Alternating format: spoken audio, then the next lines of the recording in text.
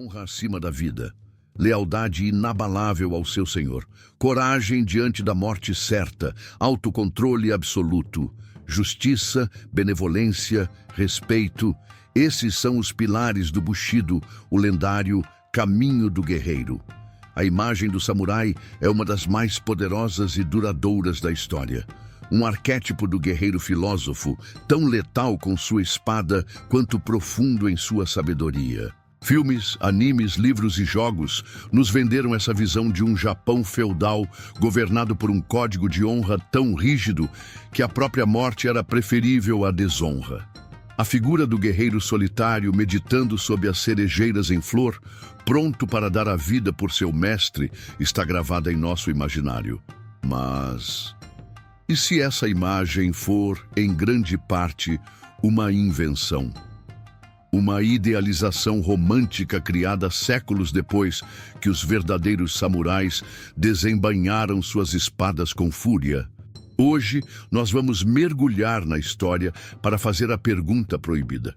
O código Bushido era mesmo seguido? Prepare-se para descobrir a verdade sombria por trás da lenda do samurai. Para começar, precisamos entender de onde vem a nossa noção moderna de Bushido. A maioria das pessoas pensa que é um código antigo, transmitido de geração em geração desde os primórdios da classe samurai. A verdade é bem mais complicada. O livro se chama Bushido, a Alma do Japão, de Inazu Nitobe. E o detalhe mais chocante é que ele foi escrito originalmente em inglês para uma audiência ocidental. Nitobe era um diplomata e educador que queria explicar a cultura e a moral japonesa para o Ocidente, traçando um paralelo conveniente com o cavalheirismo medieval europeu, que os ocidentais já conheciam e romantizavam. Ele pegou conceitos filosóficos do shintoísmo, do budismo zen e do confucionismo, misturou com histórias idealizadas de alguns samurais notáveis e empacotou tudo de forma coesa sob o nome Bushido. Isso não quer dizer que os samurais não tivessem códigos de conduta. Eles tinham. Existiam vários preceitos familiares e regras de clãs. Mas não havia um código Bushido universal e unificado que todo guerreiro seguia, como uma espécie de manual sagrado. Era algo muito mais fluido, pragmático e muitas vezes brutalmente ignorado quando o poder e a sobrevivência estavam em jogo. Isso nos leva ao coração sombrio da questão, a realidade do Japão feudal, especialmente durante o período Sengoku, a era dos estados combatentes. Este período, que durou do século XV ao XVII, foi o auge da atividade samurai. E foi tudo menos honrado e ordeiro. A palavra que definia a era Sengoku não era honra, mas sim Gekokujo. Essa expressão japonesa significa o inferior derruba o superior. Era uma era de caos social e político, onde vassalos traíam e derrubavam seus senhores, e senhores menores derrubavam os maiores. A lealdade não era um princípio absoluto, mas uma aliança temporária e estratégica. O poder era o objetivo final, e qualquer meio para alcançá-lo era válido. Vamos pensar no exemplo mais famoso, a traição contra Oda Nobunaga, o primeiro grande unificador do Japão. Em 1582, Nobunaga estava no auge de seu poder, hospedado no templo Honnoji, em Kyoto, com uma pequena guarda pessoal. Um de seus generais mais confiáveis, Akechi Mitsuhide, que deveria estar marchando para a batalha em outro lugar, virou seu exército e cercou o templo. Não houve um duelo honrado, não houve um aviso. Houve uma traição fria, calculista e brutal que forçou o maior senhor da guerra do Japão a cometer seppuku em meio às chamas de seu refúgio. Onde estava a lealdade inabalável de Mitsuhide? Foi trocada pela ambição. E o próprio homem que se beneficiou de tudo isso e finalmente unificou o Japão, Tokugawa Ieyasu, é o maior exemplo de pragmatismo, não de idealismo. Ieyasu foi um mestre da paciência, da estratégia e das alianças políticas. Ele trocou de lado, formou e quebrou pactos e esperou pacientemente enquanto seus rivais se destruíam. Ele venceu não por ser o samurai mais honrado, mas por ser o mais inteligente e, quando necessário, o mais impiedoso. A brutalidade dos samurais também é vastamente subestimada em nossa visão moderna. As batalhas não eram apenas duelos elegantes entre dois mestres da espada. Eram massacres. A prática do kubishiro, ou inspeção de cabeças, era comum. Após uma batalha, os samurais apresentavam as cabeças decapitadas de seus inimigos ao seu senhor para provar seus feitos e receber recompensas, como terras e títulos. Quanto mais importante o inimigo decapitado, maior a recompensa. Isso transformava o campo de batalha em uma caça grotesca por troféus, muito distante da imagem de um guerreiro que luta por um propósito mais elevado. Eles também não eram benevolentes com os camponeses. Embora alguns senhores pudessem ser justos, muitos viam os camponeses apenas como uma fonte de impostos e soldados. A crueldade era uma ferramenta para manter a ordem. O famoso Kiri Sute Gomen era o direito do samurai de atacar e até matar um membro de uma classe inferior que o tivesse ofendido ou desrespeitado.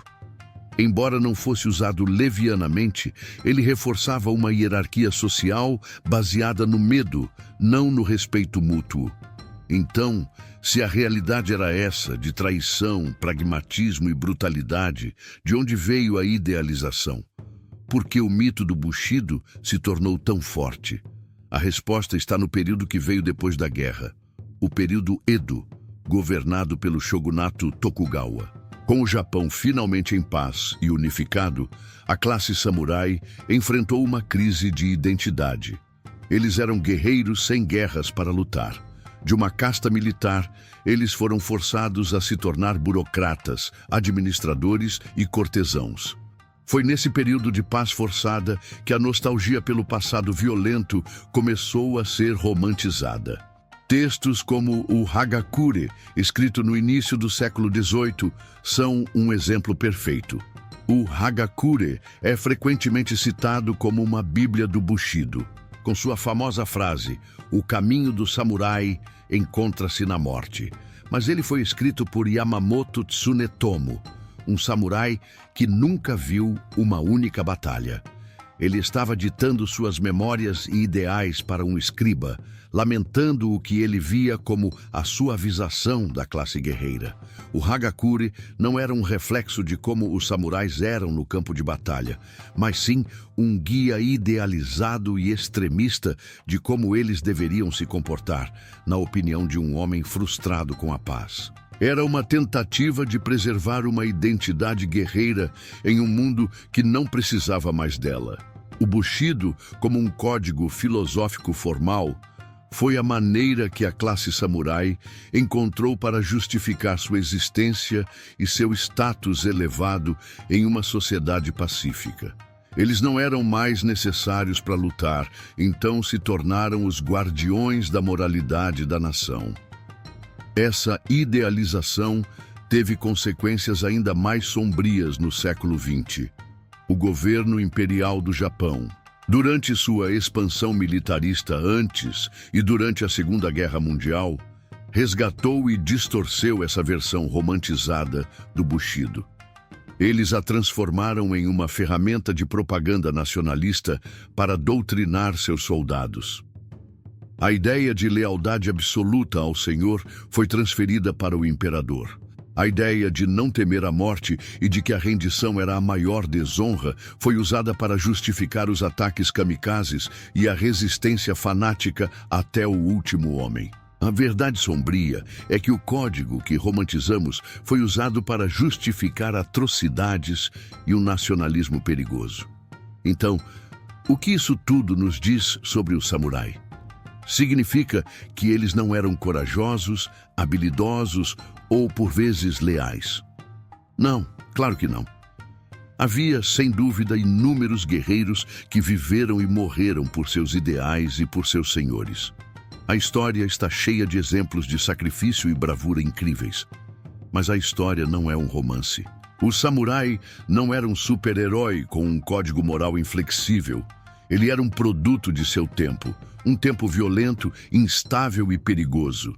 Ele era um guerreiro profissional, um político e um membro de uma elite governante. Suas ações eram guiadas tanto pela necessidade, pela ambição e pelo medo, quanto por qualquer código de honra. A verdade é que a imagem popular do Bushido é um mito poderoso. É uma história bonita e inspiradora, mas é uma história. A realidade histórica é muito mais complexa, muito mais cinzenta e, para ser sincero, muito mais humana. Os samurais não eram deuses da honra. Eram homens forjados no fogo da guerra e da política. E talvez reconhecer essa complexidade os torne ainda mais fascinantes do que o mito que criamos para eles. Gostou dessa desconstrução histórica? Se você curte mergulhar na verdade por trás dos maiores mitos da história, deixe seu like, se inscreva no canal e ative o sininho para não perder os próximos vídeos. E comente abaixo, qual outro mito histórico você gostaria de ver desvendado? Até a próxima!